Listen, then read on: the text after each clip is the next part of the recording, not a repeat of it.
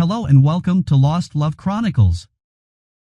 Dear listeners, before we get started, drop a quick hi in the comments and let us know where you're tuning in from. Also, if you have any suggestions for us to make the channel better, please let us know. Now let's start with the story. I handed my cheating wife the DNA results at her celebration dinner. She had no idea what was coming. That morning, I stood alone in our bedroom as the first light of dawn slipped through the curtains. In my hands was Ivy's silk scarf, soft, delicate, the kind of thing she'd wear to some fancy hospital gala or a night out with her doctor friends. But in that moment, it felt like a blade twisting in my gut. The smell hit me first. A sharp, musky cologne clung to the fabric one I didn't wear. It lingered like an unwelcome guest. I tried to brush it off, convincing myself it was nothing, maybe a coworker with terrible taste in aftershave she'd hugged at work. But then I saw it. A bright red lipstick stain, smeared along the edge. A shade she never wore. My stomach dropped. I just stood there, staring, my thoughts racing while my body stayed frozen. 13 years of marriage, and it all began to unravel not with a blowout argument, but with a quiet, sickening moment I couldn't erase. I'd been ignoring the signs for months. Ivy's late nights at the hospital had become routine. Her excuses? Long shifts, extra paperwork. I never pushed her. I trusted her. She was a pediatrician, after all, dedicated to saving children. And me? I stayed busy too, crunching numbers as a financial consultant, keeping our life in Ridgewood Heights comfortable. We had a good setup, the big house with a wraparound porch, Caleb and Aria laughing in the backyard, a marriage that looked perfect from the outside. But that scarf changed everything. I dropped it on the dresser, then spotted my shirt, the one she wore the night before after spilling wine on her dress, draped over the chair. I picked it up, and there it was, another lipstick mark on the collar. Same red. My chest tightened. This wasn't an accident. She wasn't just cheating, she was leaving evidence, like she wanted me to catch her. I don't know how long I stood there holding that shirt, my mind spinning. The kids were still asleep down the hall. Caleb, 11, probably dreaming of baseball. Aria, 8, curled up with the stuffed bunny she never let go of. The house was silent, but inside my head, it was chaos. How long had this been going on? Who was he? Another doctor? A patient's father? I kept picturing her laughing with someone else, touching his arm, while I stayed home cooking dinner for the kids. My throat burned. I wanted to scream, to shake her awake and demand the truth. But I didn't. I gently laid the shirt back down, smoothed it like nothing was wrong, and went downstairs to make coffee. That's when it truly hit me. Ivy hadn't just broken my trust. She had shattered everything we built. And worse, she wasn't hiding it anymore. The rest of the morning passed in a blur. Ivy came downstairs smiling, her hair damp from the shower. "Morning, Alec," she said casually, grabbing her coffee mug like it was any other day. I muttered something back, my eyes drawn to her neck, wondering if that cologne still lingered on her skin. She didn't notice or didn't care. She kissed the kids goodbye, grabbed her bag, and headed off to work. I stood at the kitchen window, watching her car back out of the driveway, my hands gripping the edge of the sink. 13 years, 2 kids, and the life I believed was ours now slipping through my fingers. I didn't know exactly what to do next, but one thing was certain. I wasn't going to let her play me for a fool anymore. That scarf, that lipstick, they weren't just signs. They were the beginning of something I couldn't ignore. Something that would change everything I thought I knew about Ivy, about her family, about myself. The rest of the day felt like a fog.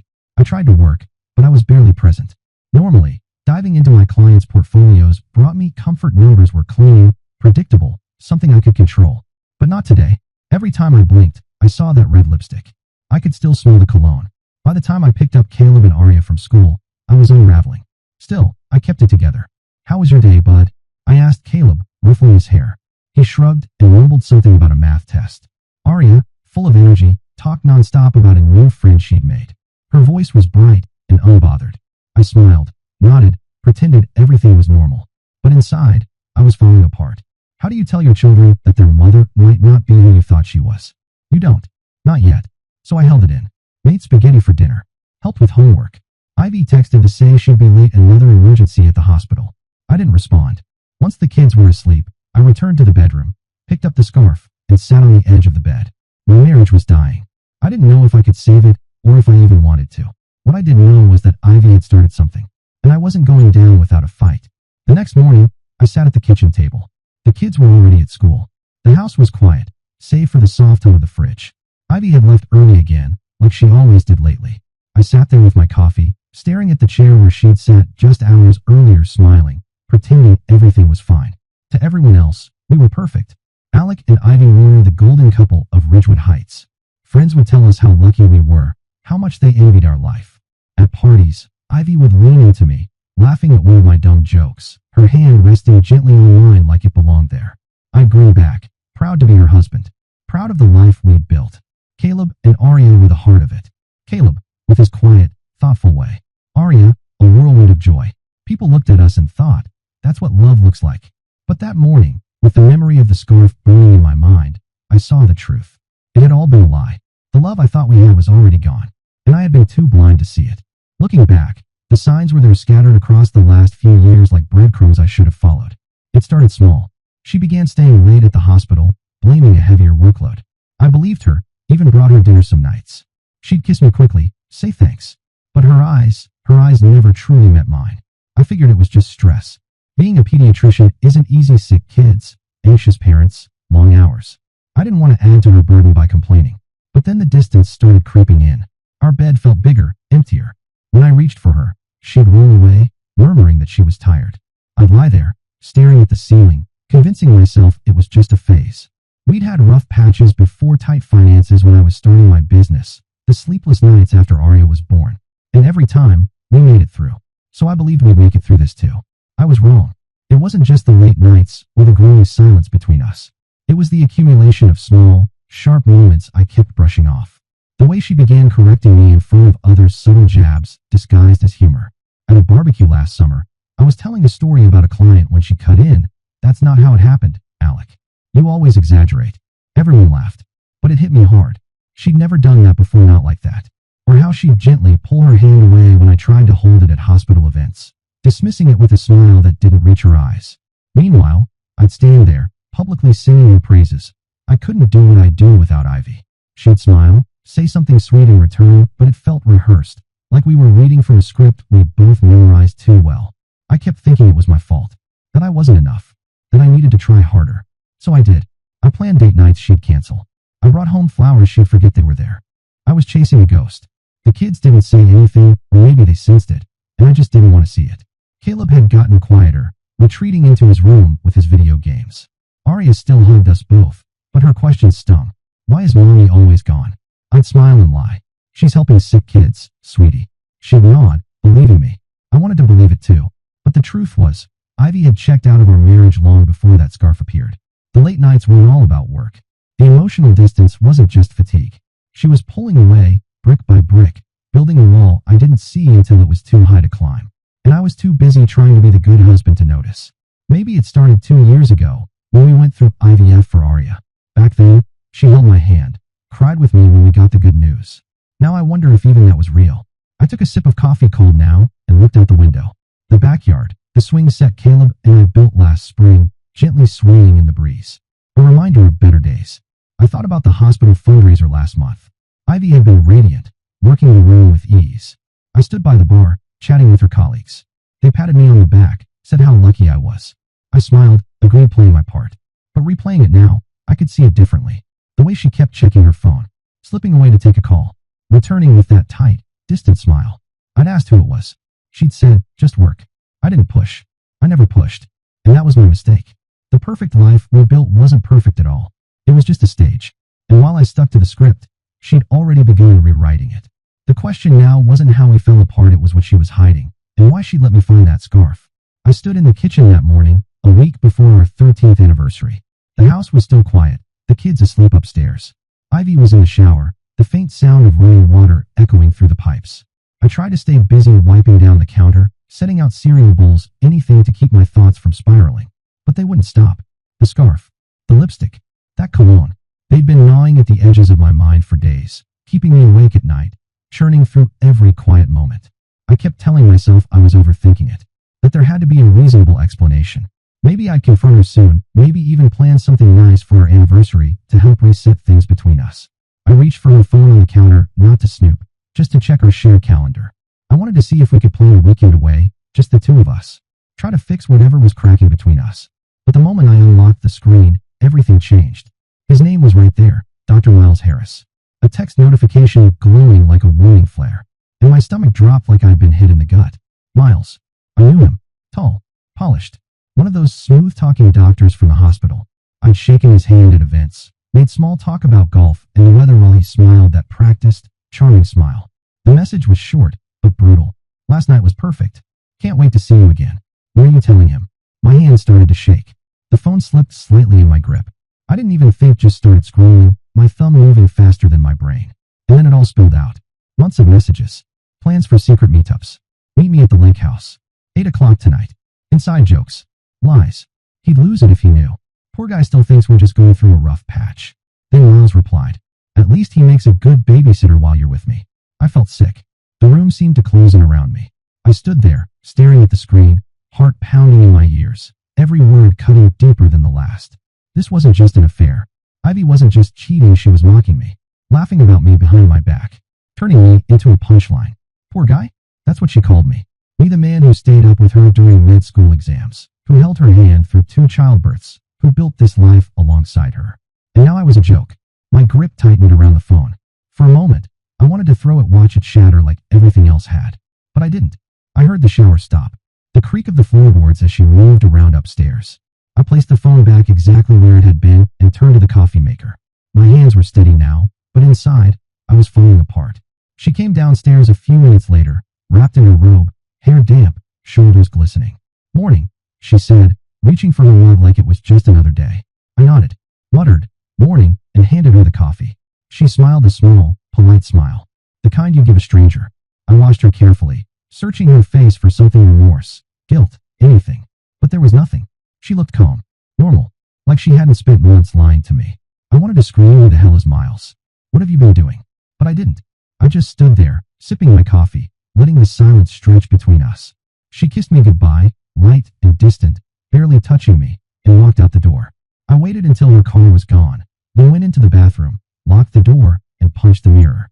The glass shattered, blood seeped from my knuckles, but I didn't feel a thing. All I felt was rage. The rest of the day passed in a fog. I dropped the kids off at school, went into the office, and stared blankly at my computer screen. The numbers meant nothing: client portfolios, market projections, all blurred together. The only thing I saw was that message. "What are you telling him?" She was planning to leave me. And Miles, he knew. He was part of it. I kept seeing his face, shaking my hand at hospital events, grinning like we were friends. Had he been laughing at me the whole time? And Ivy, how long had she been sneaking off to him? The lake house. She said it was a work retreat. Just last month. I'd stayed home with Caleb and Arya, taken them to the park, made pancakes. Meanwhile, she was with him. My chest burned, a mix of fury and humiliation. I trusted her while they made a fool of me. When I got home, the kids were at the table doing homework. I cooked dinner on autopilot: chicken and rice, their favorite. Ivy texted saying she'd be late again. Hospital stuff. I didn't respond. After the kids were asleep, I sat alone in the dark living room, letting it all sink in. She wasn't just unfaithful. She was finished. Done with me. With us.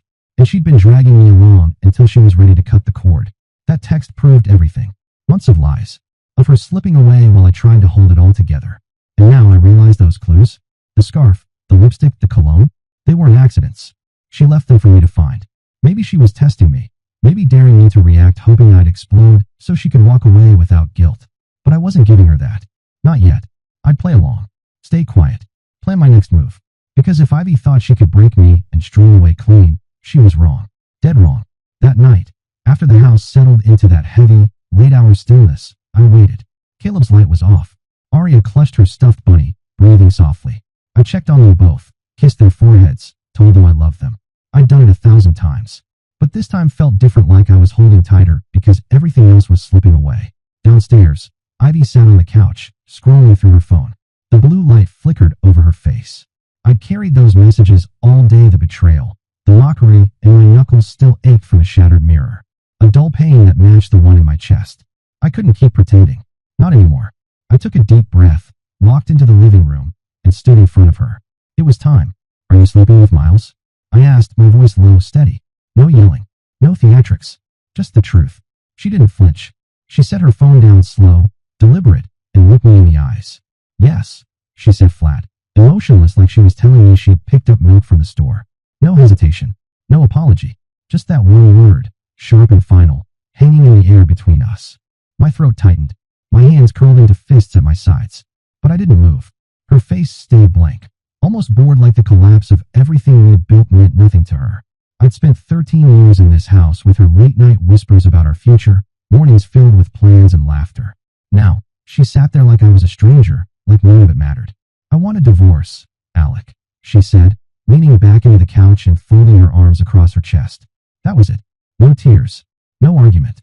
Just a cold, final sentence like she was reading from a script. I didn't answer at first. I just looked at her trying to find any trace of the woman I'd married in those hard, vacant eyes. The Ivy who laughed with me over burnt dinners, who sobbed into my shoulder the night her father died. But she was gone, replaced by someone who had planned this, had probably rehearsed it with Miles while I played the part of the loyal, clueless husband. I wanted to ask why, to scream, to beg, but I didn't, because the way she said it so calm, so certain told me everything. This wasn't some impulse. It was calculated. I was just the last loose end to tie up. So I nodded slowly and said, "Okay." Her eyebrows lifted just slightly, like she was surprised I didn't break down. But I turned and walked upstairs without another word. I wasn't giving her the satisfaction. The next morning, I woke to the sound of her moving around in the kitchen. I stayed in bed for a minute, staring at the ceiling while the weight of what happened settled over me. My marriage was over. Just like that, with a single word and a shrug. I got up, dressed, and headed downstairs. Ivy was pouring coffee, acting like it was any other morning. On the counter beside her mug was a business card, her lawyer's name printed in sharp, black ink. She didn't say a word about it, just sipped her coffee and glanced at me. "I'll be at the hospital late again," she said. Then she grabbed her bag and walked out. I picked up the card, ran my thumb along the edge, and felt something shift inside me. Cold resolve. She thought that was it. That I'd quietly sign the papers, let her run off with Miles, and disappear from the picture. She was wrong. I dropped the kids at school, drove to the office, and sat down at my desk, the card still in my pocket. My hands weren't shaking anymore. The shock was gone, replaced by something harder, sharper. She'd played me, but I wasn't going to crumble. I'd helped build this life, our home, our family, my career. I wasn't just some footnote she could cross out. I thought of Caleb and Aria, how peaceful they looked as they slept last night. They didn't ask for this. They didn't deserve to be caught in the fallout. And Miles smirking, texting her behind my back while I tucked our kids into bed. He didn't get to win either. I pulled out my phone, searched his name, and found his bio on the hospital website. Dr. Miles Harris, pediatric surgeon, polished and perfect. I hated him, but I hated her more for letting him in. By lunchtime, I made a decision. This wasn't just about losing a wife. I was stepping into a battle. Ivy thought she had it all figured out. Drop a bombshell, walk away clean. But that business card she left on the counter, that wasn't the end. It was the beginning. Something wasn't adding up. The scarf, the lipstick, the cologne. She hadn't been careful. She'd practically laid it all out for me to find. Like she wanted this confrontation, like she was baiting me into it. And now that I was in it, I wasn't going to let her control the narrative. I was going to dig. I was going to fight. And I was going to make damn sure she regretted underestimating me. Because the real betrayal wasn't just the affair, it was what she thought she could get away with next. That afternoon, I sat across from Derek Reyes in his office, the city skyline stretching behind him through a wall of glass. He was sharp, one of the best divorce attorneys in town, known for navigating messy cases and winning. I called him right after dropping the kids at school. Ivy's lawyer's card was still in my pocket, burning like a warning I couldn't ignore. My hands were steady now. My head was finally clear. Derek listened without interrupting as I laid it all out. The scarf, the lipstick, the texts, her cold yes, the divorce bombshell. He took notes, nodding now and then, but never breaking eye contact. When I finished, he set his pen down and said, "Start digging, Alec. If she's this bold, there's more she's not telling you." His words hit hard, and they felt true. That evening, once the kids were in bed, I got to work. I pulled out our financial records, joint accounts, checking, savings, investments. I managed it all for years. Ivy trusted me with the money while she focused on her career. I never questioned anything. I was too busy keeping everything else together: bills, vacations, baseball games, dance recitals. I grabbed my laptop, a stack of bank statements, and a beer. Then I sat down at the kitchen table. The house was dark, the fridge hung quietly behind me. At first, it all looked normal. Mortgage payments, groceries, Caleb's baseball fees, Aria's dance lessons. Then I saw it. A $5,000 withdrawal, 6 months ago, to something called Horizon Holdings. I frowned. Flipped to the next month. Another $7,000. Then $10,000 after that. My heart started racing. I opened the online account and scrolled back 2 years. And there it was, over and over. Withdrawal after withdrawal. All to Horizon Holdings. Almost $200,000 gone. And I'd missed it. How? I'd been too focused on holding everything else together. Keeping our family afloat. I hadn't seen her siphoning money right under my nose. I searched Horizon Holdings on my phone. Nothing clear, just a vague business listing, No real information. And then it hit me. The dates lined up. Every large withdrawal matched a specific time 2 years ago when we went through IVF for Arya. That whole period had been a blur of appointments, stress, and Ivy's late nights at the clinic. Now, I wasn't so sure they were all at the clinic. She'd said it was work those late nights, the weekend shifts, but now I wasn't so sure. What was she really doing with all that money? The next morning, I called the bank. My voice stayed calm, though inside I was anything but. The representative confirmed it. Horizon Holdings was a private account registered under Ivy's name alone. Something she'd set up without me. Quiet. Hidden. I thanked them, hung up, and just sat there at my desk. The kids' laughter floated in from the backyard carefree, innocent while I sat frozen, fists clenched, trying to process what I'd just learned. She'd been hiding this, building a secret fund while I carried the weight of our lives, the house, the cars, the bills, our kids' future. Was it for Miles? A getaway plan? My mind raced, trying to connect the dots. The affair was bad enough, but this was something deeper. Something she'd been working on for years. The scarf, the lipstick, they weren't careless. She'd left them on purpose, like she wanted me to unravel it all. I spent the rest of the day digging. Every bank statement I could find. The pattern became clear. The withdrawals were small, calculated. 5,000 here, 10 there, just under the radar. Easy to miss unless you were looking. But I was looking now. I called Derek and told him everything I'd found. Good, he said. Keep going. Money like that doesn't disappear. It's connected to something. We'll use it. His tone was solid. Grounded like this was familiar territory for him. It steadied me. I hung up and went back to the paperwork, anger tightening in my chest with every new discovery.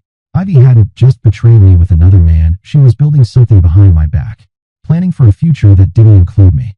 I thought about Arya, about those exhausting months of IVF. All the hope, the heartbreak, the appointments. Ivy had held my hand through every one.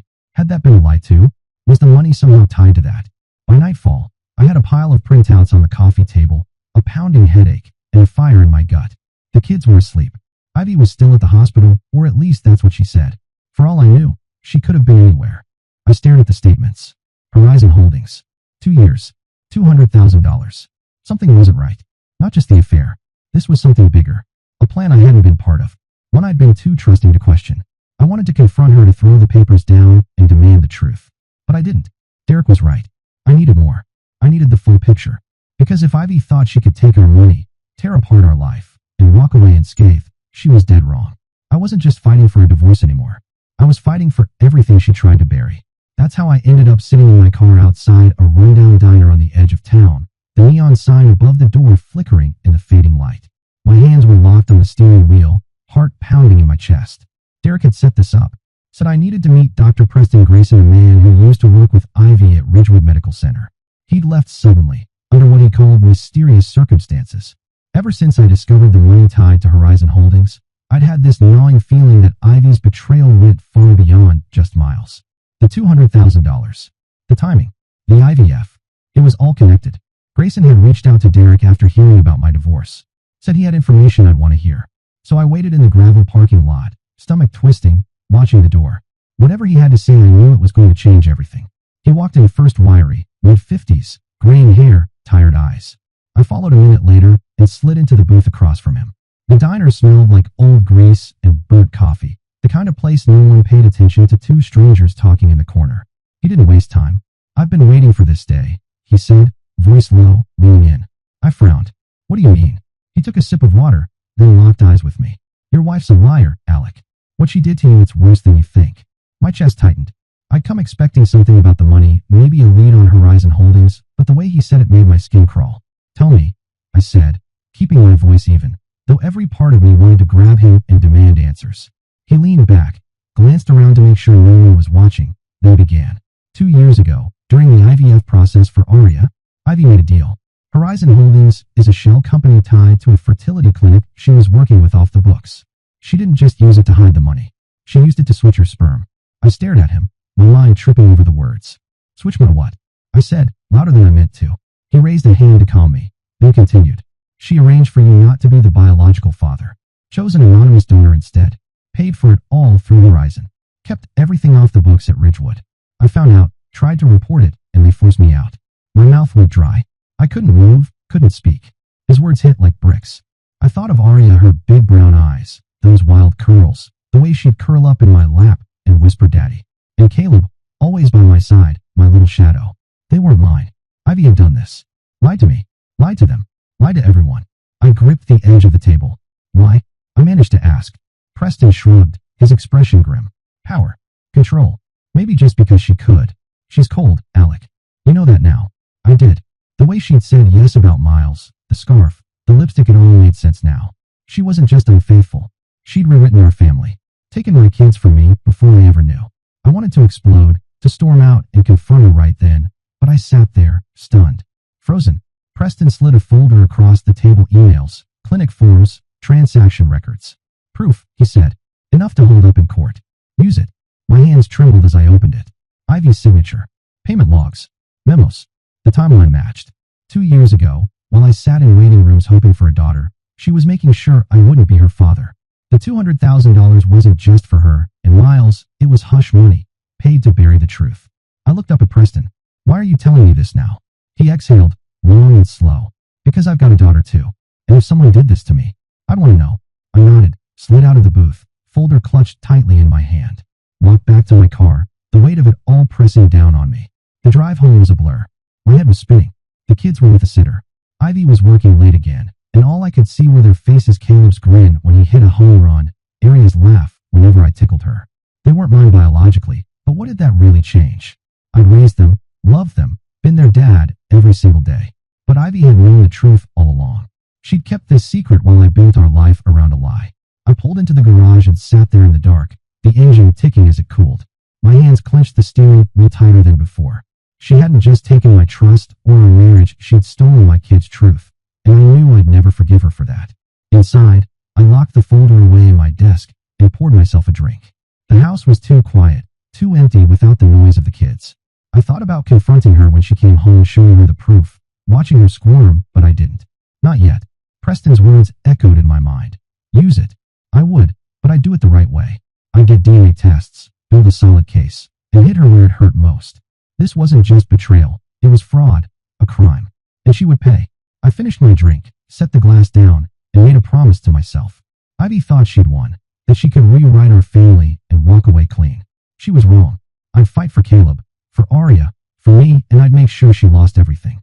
The next morning, a heavy weight pressed on my chest, the kind that doesn't lift no matter how deeply you breathe. Preston's words from the diner kept playing on repeat in my head. Ivy switching my sperm, Aria and Caleb not being mine biologically, Horizon Holdings hiding it all. The folder was locked away in my desk, but it felt like it was burning a hole through the whole house.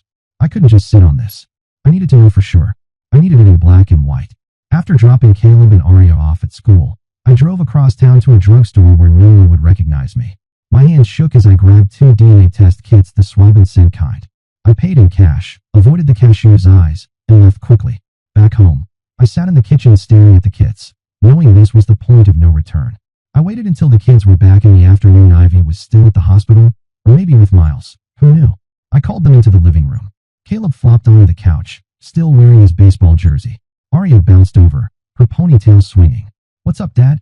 Caleb asked, curious but casual. I forced a smile and held up the swabs. "Just a little science thing," I said, keeping it light. "They're doing DNA tests at school. Thought we'd try it too." Aria giggled, always eager for something new, and Caleb shrugged, game as ever. I swabbed their cheeks quickly, joking about how we'd find out if they were secretly aliens. They laughed, and for a moment, it felt normal, just me and my kids goofing around like always. But my stomach twisted in knots. I sealed the samples, added my own, and mailed them to a discreet testing center Derek had recommended. Then I waited. The next 5 days were hell. I went through the motions: work, school runs, dinners with the kids, but my mind was somewhere else entirely. Ivy drifted in and out, offering her usual late-night excuses that barely registered with me. I didn't confront her, didn't even look at her longer than necessary. Maybe she didn't notice, or maybe she just didn't care. Every morning, I checked the mail, heart pounding, until finally the envelope arrived plain, unmarked, with only my name on it. I took it to my office, locked the door, and sat at my desk staring at it for a solid 10 minutes before tearing it open. The results were brutal. Probability of paternity 0% for both Caleb and Aria. I read it twice more, hoping to find some mistake. But there was none. The kids I'd raised, loved, and fought for weren't mine, not by blood. Ivy had made sure of that. I leaned back in my chair, the paper trembling in my hands. It wasn't just the fact itself, it was what she'd done. Planned, paid for with her money, all while I sat in those IVF waiting rooms, dreaming of our family. I thought about Caleb's first steps, Aria's tiny hand in mine at the park. Those moments were mine, but she'd stolen their foundation. My eyes burned, but I didn't cry. I was past that past shock, past hurt. What I felt now was cold, hard anger, the kind that lingers and never lets go. I grabbed my printer and made 3 copies of the results. One for Derek, one for his safety deposit box, and one for Ivy. Not yet, but when the time was right, she'd see it, and I'd watch her face. That night, I poured a whiskey and sat alone in the dark.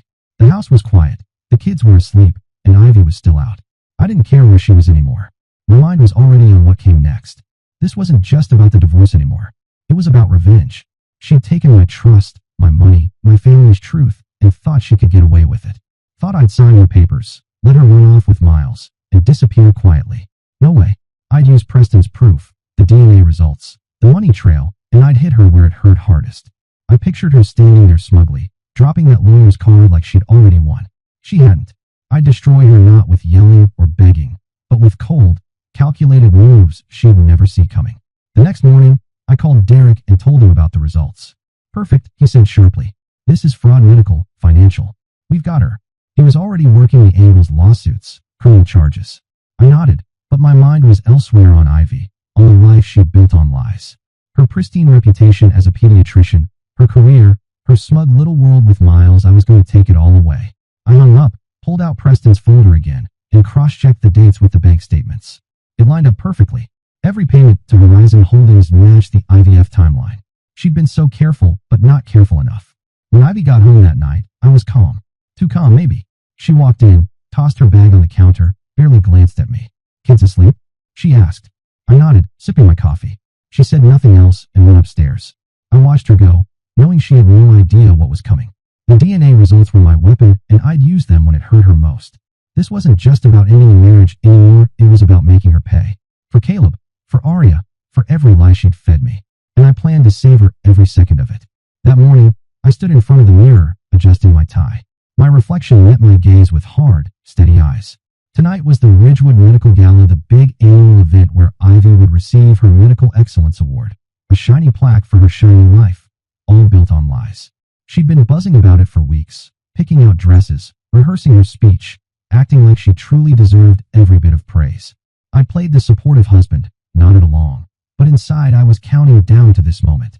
She had no idea what I'd been up to, meeting with Derek, gathering evidence from Preston, locking away the DNA results and bank statements in a safety deposit box. Thanks to a quiet tip from Derek, the hospital board had everything now. The district attorney was circling, and lawyers for other families victims of her fertility scam were sharpening their knives. Tonight wasn't her triumph. It was her reckoning, and I would be there to watch it all come crashing down. That afternoon, I drove the kids to my sister's. Caleb grumbled about missing his game, while Aria hugged me tight and asked why I looked so serious. "Just a big night, kiddo," I said, ruffling her hair. I hadn't told them their mom's world was about to collapse. They'd find out soon enough.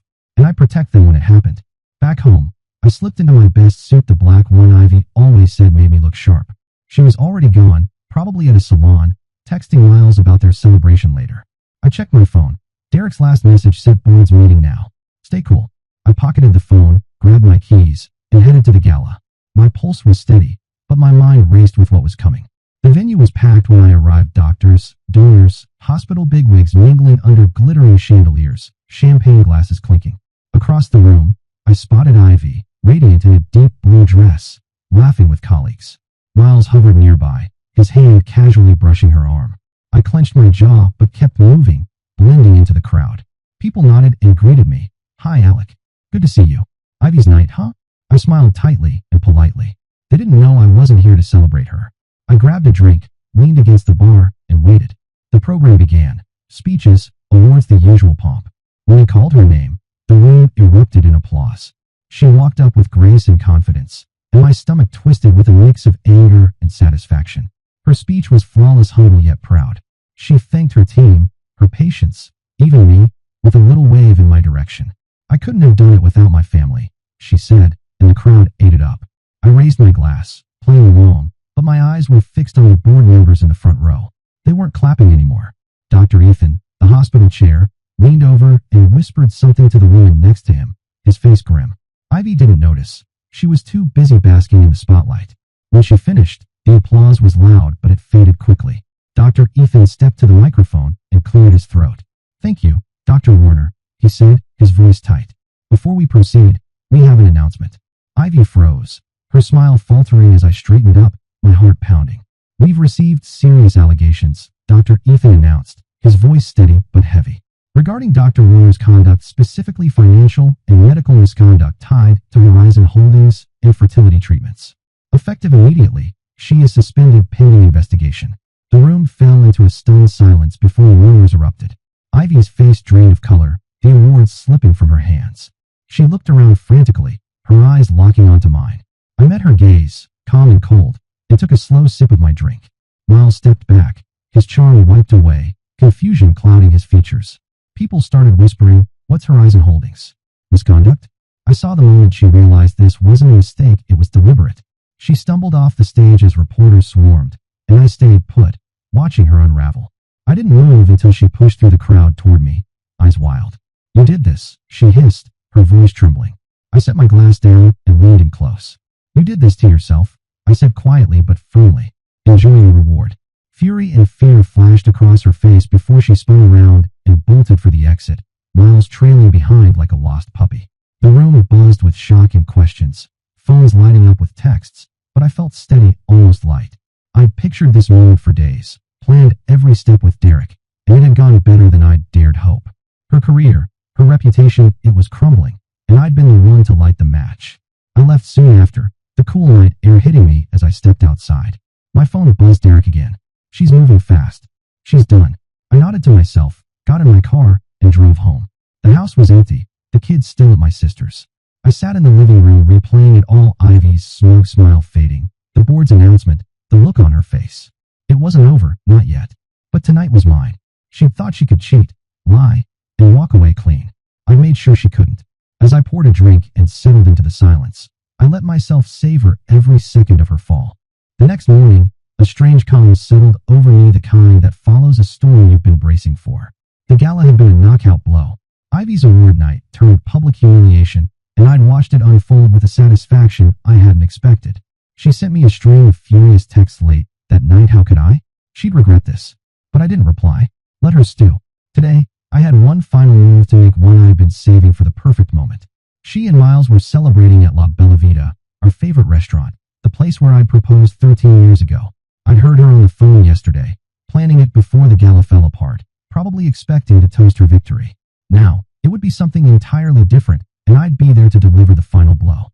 I spent the day with the kids at my sister's, keeping things normal. Helped Caleb with his math homework, played dolls with Arya. They didn't know about the gala yet, and I wasn't ready to tell them. "Where's Mom?" Arya asked quietly at one point. I forced a smile. "She's busy with work, sweetie. She'll see you soon." It wasn't a lie, not really. She'd have to face them eventually. By evening, I dropped the kids off with the sitter, got dressed, dark slacks, a crisp shirt, no tie, and grabbed the envelope from my desk. Inside were the DNA results. The results were stark and undeniable. Probability of paternity 0%. I made an extra copy just for this moment, folded it neatly, and slipped it into my jacket pocket. My hands were steady as I drove through the city, the lights blurring past. This was no longer about anger, it was about finishing what she'd started. I arrived at La Bella Vita about 20 minutes after they had. I called ahead, asking the hostess to text me when they sat down. The restaurant was warm and familiar, soft lighting, the clink of glasses, the scent of garlic and wine filling the air. I spotted them immediately. Ivy and Miles at a corner table, her in a red dress, him in a suit. They leaned close over half-empty wine glasses. She was talking, hands moving rapidly, probably still angry about last night. Miles looked tense, nodding along quietly. I lingered by the door for a moment, my chest tightening with the memory of proposing here, down on one knee, her laughing, the whole room applauding. Now, this was their place. I pushed the thought away, squared my shoulders, and walked over, the weight of the envelope pressing against my ribs. They noticed me as I approached. Ivy's eyes widened, then narrowed, her lips curling into that smug smirk she'd worn far too often lately. Miles shifted uneasily, his usual charm nowhere to be found. I stopped at their table, calm and composed, and nodded. "Evening," I said evenly. Ivy leaned back, crossing her arms. "What are you doing here, Alec?" she snapped, sharp and loud enough to draw a few curious glances. I didn't flinch. "Just dropping by," I said, pulling the envelope from my jacket. Congratulations on your freedom. Thought you'd want this. I slid it across the table, slow and deliberate, watching her face closely. She stared at the envelope, then back at me, her smirk faltering. Miles frowned, shifting in his seat. What's this? He asked, but Ivy didn't answer. She grabbed the envelope, ripped it open, and pulled out the paper inside. I watched her eyes scan the page, saw the moment it sank in the DNA results. Caleb, Aria, we all lay bare in cold print. Her hands trembled slightly, and the color drained from her face. That smirk vanished, replaced by something raw shock, maybe fear. Miles leaned over, confused. What is this? He asked, voice rising. She didn't look at him, just kept staring at the paper, her breath catching. I leaned in close, low enough for only them to hear. Looks like your boyfriend's the only real father at this table, I said quietly, but sharply. Funny how that works. The restaurant seemed to fall silent, or at least it felt that way, the hum of voices fading as heads turned. Ivy's eyes snapped up to mine, wide and wild, like she couldn't believe I'd actually done it. Miles grabbed the paper from her and scanned it, his face twisting in disbelief. Ivy, what the hell? He started, but she cut him off, slamming her hand on the table. You bastard, she hissed at me, her voice trembling. I straightened, met her glare with a steady one of my own. Takes one to know one, I said, then turned and walked away, feeling their eyes burn into my back. The room buzzed again with whispers and gasps, but I didn't look back. I'd said what I needed to say, dropped the bomb I'd been holding, and left her to choke on it. Outside, the night air was cool and crisp. I stood by my car, letting it all sink in. She'd opened that envelope thinking she could handle anything I threw her way, but she hadn't expected this. Not here. Not like this. Miles's confusion, her panic, it was perfect. I'd taken her snug little celebration and flipped it into a nightmare, right at the very spot where I'd once promised her forever. My phone buzzed, Derek checking in. How'd it go? I texted back, better than planned. I got in the car, started the engine, and drove home. The weight of the past few weeks finally lifting, if only just a little. Ivy had thought she controlled the narrative, but I'd taken the pen and rewritten the ending, and this one, she wouldn't forget. The morning after the restaurant scene, I woke to a stillness I hadn't felt in months, the kind of quiet that follows when you finally lay a burden down. Her career was in ruins after the gala. Her affair with Miles out in the open. And those DNA results? They'd hit like a freight train. I could still see her face pale, trembling the mask. She was shattered completely. The kids were still asleep down the hall, and the house felt peaceful for once. I stood at the kitchen window, coffee in hand, watching the sun rise over Ridgewood Heights. 13 years of being Ivy's husband were behind me now, and today felt like the first page of something new, something I'd write on my terms. By noon, the fallout was in full swing. My phone buzzed with updates from Derek. The hospital had launched a full investigation into Ivy's fertility practices. Horizon Holdings? Shut down. Records seized. The board was scrambling, desperate to contain the damage. Families were stepping forward, some with stories like mine, others far worse, all of them pointing back to her. The district attorney had enough to press charges. Fraud, embezzlement, maybe more. Derek said they'd stick. Miles was gone too. Word was, he'd left her after the restaurant packed up and disappeared. Maybe the legal fire scared him off. Maybe he just saw her for what she really was. I didn't care. He was out, and she was alone. The divorce papers I'd signed felt like a clean break, final, sharp, deserved. I'd fought hard for full custody, and with everything stacking against her, the judge didn't hesitate. Caleb and Aria were mine now legally, completely, no matter what the DNA said. I spent the day with them, keeping it simple. We went to the park. Caleb kicked a soccer ball around. Aria flew high on the swings, her laughter ringing out through the chilly air. They asked about their mom again. I kept it soft. She's dealing with some stuff, I told them. But we're okay. They nodded, believing me, trusting me, and I held on to that. One day, I'd tell them more. When they were older, when it wouldn't shatter their world. For now, they were safe, happy, and that was enough. Back home, we made pizza. Dough everywhere. Cheese on the floor. Laughter echoing through the kitchen. It was messy, real, ours, and I felt lighter than I had in years. Ivy's shadow wasn't gone, not completely, but it was fading. And in its place, I was building something new. That evening, while I was cleaning up, Derek called. The board's forming an ethics committee on medical fraud, he said. They want you on it. Your story, your fight, they think it matters. I leaned against the counter, the phone warm in my hand, and took a breath. Me, Alec Warner, the guy who'd once been just Ivy's husband, her stage prop, now being asked to help stop people like her. It wasn't the future I'd planned. My life used to be numbers, spreadsheets, not this. But somehow it fit. I'd lived it, lost to it, fought through it. Yeah, I finally said, I'm in. Derek laughed short, sharp. Good. You've earned it. We hung up, and I stood there, letting it sink in. A new role. A new purpose. Something I'd chosen, not her. Ivy showed up later that night, unannounced. The doorbell rang, and there she was, hair unkempt, eyes red, none of the polished doctor facade left. The kids were already in bed, thank God. I stepped outside and closed the door behind me. What do you want? I asked, my voice flat. She hugged her arms around herself, looking smaller than I'd ever seen her. I need to see them, she said, voice cracking. I shook my head. Not tonight. Not like this. Her eyes flashed with a flicker of that old fire. You've taken everything, Alec. My job, my life. I cut her off. You did that. You lied. You stole. You chose Miles. Don't put that on me. She opened her mouth, then closed it again. Her shoulders dropped. Tears spilled silently as she turned and walked away, her car peeling out down the street.